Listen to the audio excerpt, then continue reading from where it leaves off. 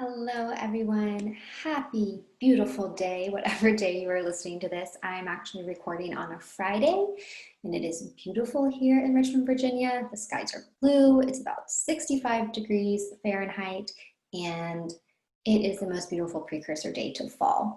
If you are tuning in, you are listening to the Personal Stylist Podcast. I am your host, Sydney Bass, and we are getting into a lot of good stuff. So if you've been listening for a while, if you're an avid listener, then y'all know I love a good theme. For the month of October, we are going to be talking about success, what that looks like, what it means, and how you can not only create success in your business, but most importantly, write your own definition of what success looks like for you. So we have 4 episodes in this series, and they are going to be good. Trust me, I know. I've already written them out. And I know you want to get to those how-to episodes, and we are getting there. They are coming.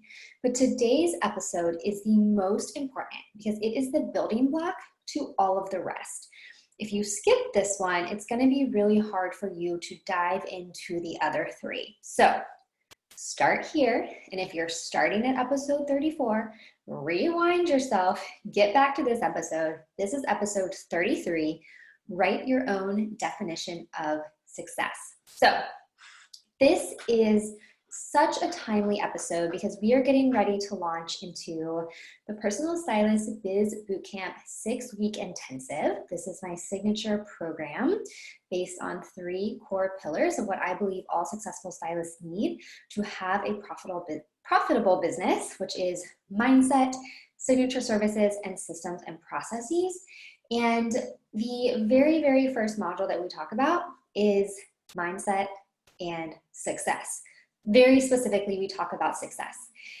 Your mindset and how you frame and reframe every experience that you have in your business, including how you think of success, is what makes you a great entrepreneur and business owner.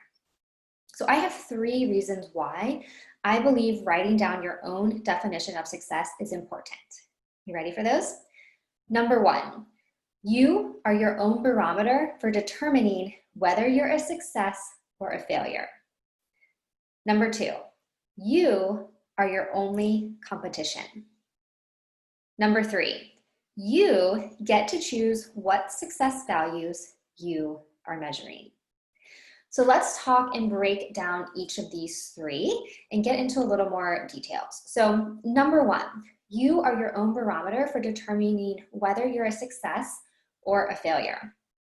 And I want to share with you that as an entrepreneur, if you are like me, if you are like most of the stylists in my program, you have very high goals, very high standards. And so a lot of times what that means is we set very high goals. And so sometimes, a lot of times, we don't meet those goals. And you have an option in those times to either define your success based on not meeting that goal, or you have the option to reframe what happened and really tell yourself what an awesome success you are. So you are that own barometer. You can still have really awesome high goals, but if you are writing your own definition of success, it is going to be very important for you to flip even what you're calling your failures into a success story. And you can do that by leaning into what you have learned and taking that and applying it to the next thing that you do. Number 2, you are your only competition. What I mean by this is that you are not competing with any other stylists out there. And if you think you are, or you think that other stylists are your competitors, that you need to be more like them, or that you're better than them, then my programs are not going to be for you. Because I believe that your only competitor is yourself, and it is improving your mindset, it's improving your signature process, it's improving the systems in your business. So the next time you go to do something, you are not beating someone else because that's an irrelevant marker. You are beating yourself, which is the best competition. And sometimes, let's be honest, the hardest competition. And number 3, you get to choose what success values you are measuring. This is so, so key because you can measure success however you want. And we're going to talk about that a little more in depth as we get on. One thing I want to say is that back up to number 2, you are your only competition. You are the only one who can tell yourself that you're successful. Someone else can tell you that they think you're successful, but if you don't believe that yourself, then it doesn't matter what someone else thinks. And so this does lead into you choosing the values that you are measuring. So if you are measuring your success based on money, that's fine. But you may also want to measure your success on your ability to work from wherever you want, your success to have a business while also raising your kids. Your success could be not working at a 9-to-5 job that you hate and instead doing something on your own. Your success values is what is going to create your own definition of success. And that is going to be your barometer. And that is going to be how you are measuring competition, not against anybody else. So let's talk a little bit about what success means. A lot of times when we say someone is successful, what we're really saying is they're rich, they're famous, they're on magazines, their Instagram stories show that they're always hustling, they're always working with clients. But we don't see as the other side of that coin. Now, this is not a blanket, but a lot of successful people and even famous people sometimes don't feel that way. Or perhaps they feel even more burdened by success. They feel trapped or they feel tied down. You know the old saying that says, another level, another devil. Just because you're making more money or you're having all of these trappings of quote unquote success, that doesn't mean that you are successful in your own eyes or that you are happy. So I have personally grappled with this idea of what is successful a lot. This whole idea of when will I know that I'm successful? And I've had people tell me that they look at me and they see success. But very, very recently, I've actually struggled with seeing that success in myself. And I'm going to share 2 stories with you about that.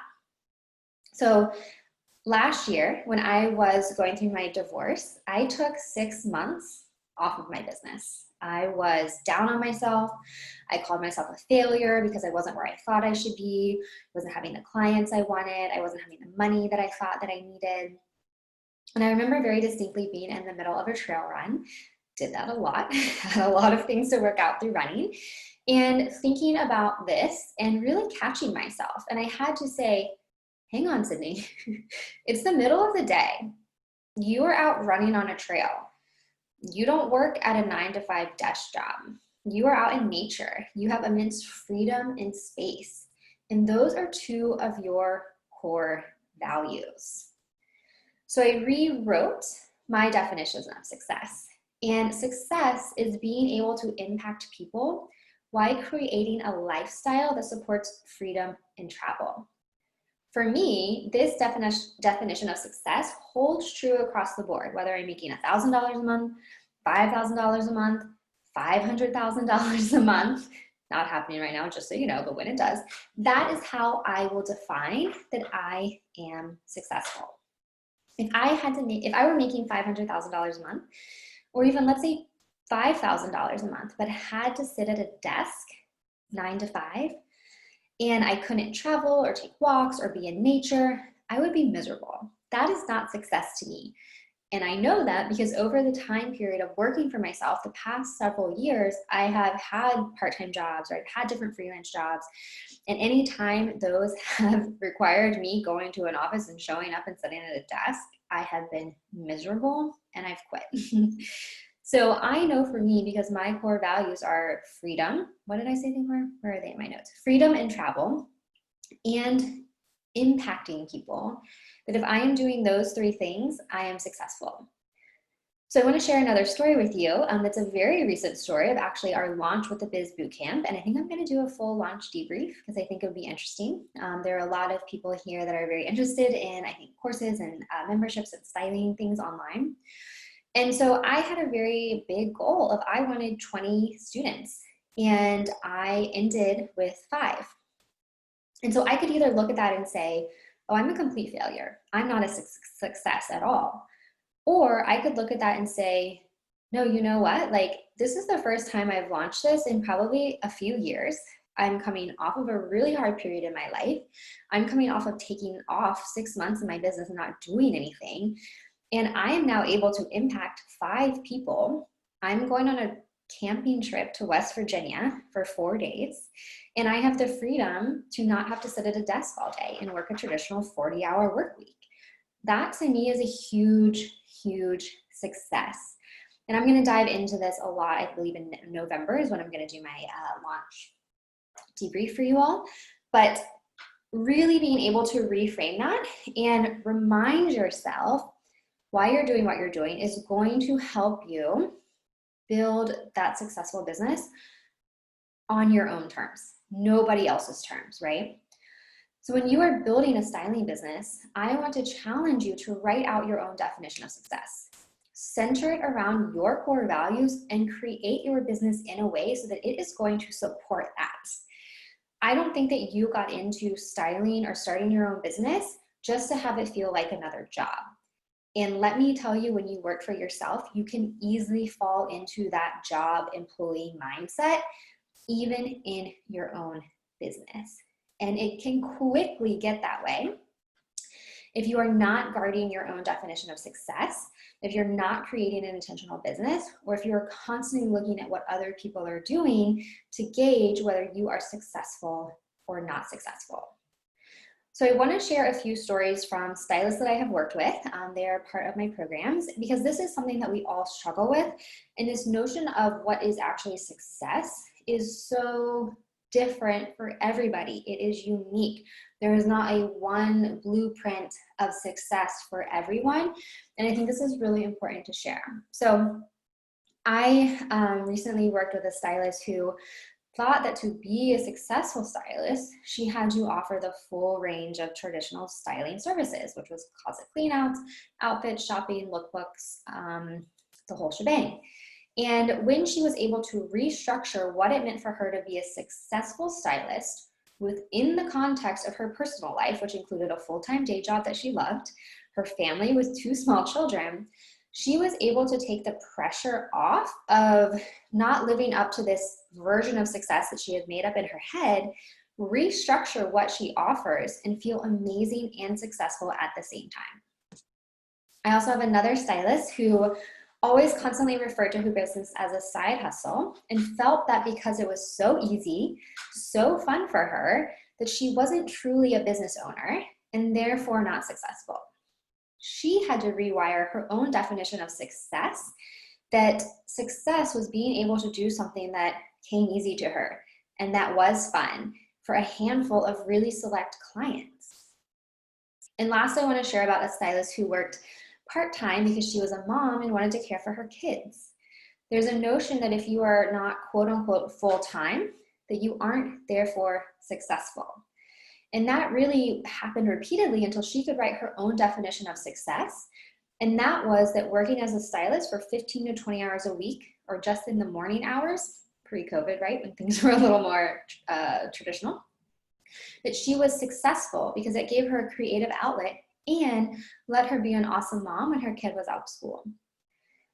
So I want to reiterate to you that you are not competing with anyone. You are literally one person out of a billion people on this planet, and your version of what success looks like is never going to look like somebody else's. Because what makes somebody else happy and feel successful may make you feel depressed and miserable and like a failure.